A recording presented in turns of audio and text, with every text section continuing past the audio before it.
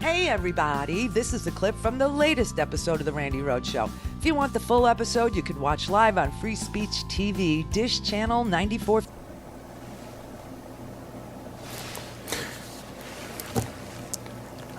I'd be honest with you. For the last couple of weeks, when I walk into this building and I get in front of this camera, I swear I feel like I'm in the movie network. I feel like Howard Beale.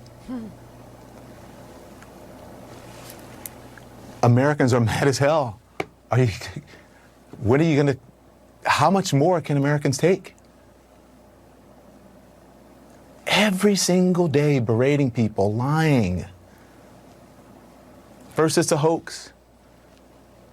And then all along I knew it was serious. I knew it was a pandemic. How much more?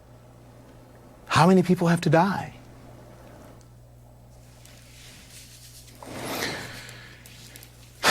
The number of people who are sick includes the British Prime Minister Boris Johnson, who is now in intensive care tonight and has turned over power to his foreign secretary. I've said this before, this virus doesn't care who you are, it doesn't care if you are a world leader, it doesn't care about your politics, it doesn't care what you believe in. But let's not forget, it was just 1 month ago today that Kellyanne Conway said this about testing and whether the coronavirus was being contained. The HHS secretary said this morning that we're ramping up with the commercial labs. Why didn't they do it while it was contained? Get ahead of it. It is being contained. And do you not think it's being contained? It's not being contained. Hello. Wasn't then, it isn't now. On March 6th, that very day that Kellyanne Conway said the virus is being contained, there were fewer than 20 deaths in this country. And now, more than 10,000 Americans are dead. That is a fact. A terrible fact. Not an alternative fact. Americans, are you mad as hell? How much more are you going to take? Oh, for God's sake. See, it's everybody is saying this now. It's not just me. And yes, I've been a huge fan of Patty Chayefsky and of Network and Howard Beale and Faye Dunaway's performance and Peter Finch. But this is like being in the movie. It's just unbelievable.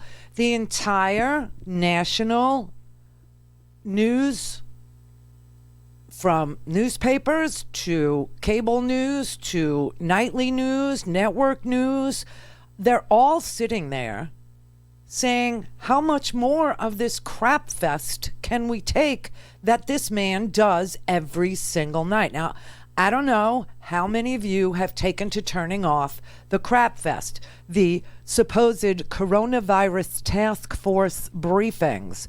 Last night, the media apparently is talking to, and by media I mean the network news, I mean the reporters, the White House Correspondents Association, all of these people who try very hard to bring facts to the American people about the situations in which we find ourselves from day to day. They work their tails off. I mean, I don't know how many of you appreciate what journalists do. But it's a tough job.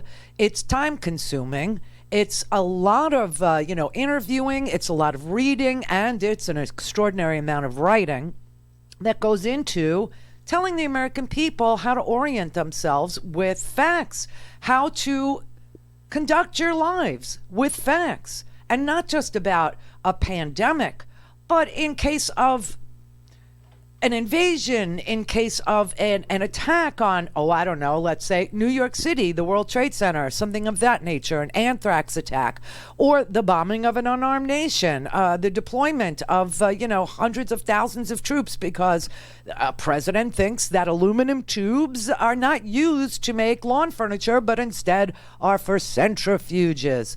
So, they try to orient you, and they are being lied to every single day. Last night, the coronavirus task force briefing was supposed to be conducted by the scientists.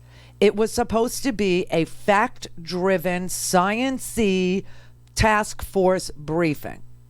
And the president of the United States literally walked in and hijacked it because the network news, the cable news, they had a lot of people had decided, everybody in the media had decided that they were going to not cover Trump's ranting, his lying, his bullying, his blaming, his lack of problem solving. And they were going to only show the Faucis, the Debbie Burks. They were only going to show people who coordinate materials, people who are responsible for coordinating materials, people who would respond to an inspector general's report that came out yesterday that said that there is a severe and widespread shortage of everything medical, everything from tests to gloves to masks to everything.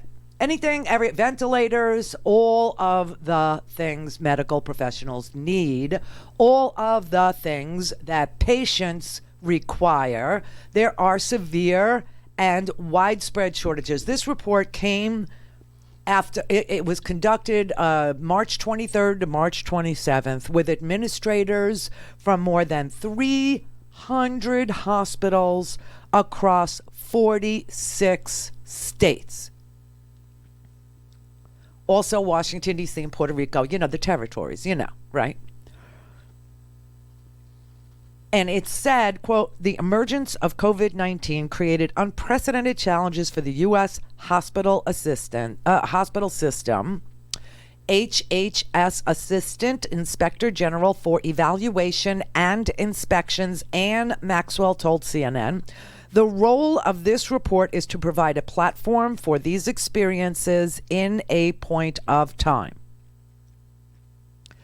It accounts for the shortages that hospitals are facing all across this nation. It shows what they did to try and obtain equipment, that they went to paint stores and other retailers, that they went online, that they went to nail salons looking for face masks, that they went to any place you could possibly imagine to try to get protective gear. Home supply stores, paint stores, auto body supply shops, beauty salons, nail salons, Amazon, Light in the Box, Alibaba, Banggood. They went anywhere they could go to try and order. And the delays that they were being told they would see was 3 to 6 months for anything like surgical or N95 masks. It also told the story of how many hospitals were sent ridiculously unusable material. One health system, which accounts for more than one hospital, said it received 1,000 masks from federal and state governments, half of which were for children and were not usable by any adult. Another hospital got N95 masks from a strategic reserve, but the elastic bands had dry rotted and were unusable. One hospital said it received 2 shipments from the feds, and it had personal protective equipment that expired 10 years ago in 2010. The woman who signed this particular Inspector General's report is the Deputy Assistant Inspector General. Her name is Kristy Grim. Kristy has a master's degree from NYU, and she also graduated the Harvard University's Kennedy School of Senior Managers in Government. And Donald Trump decided to trash her.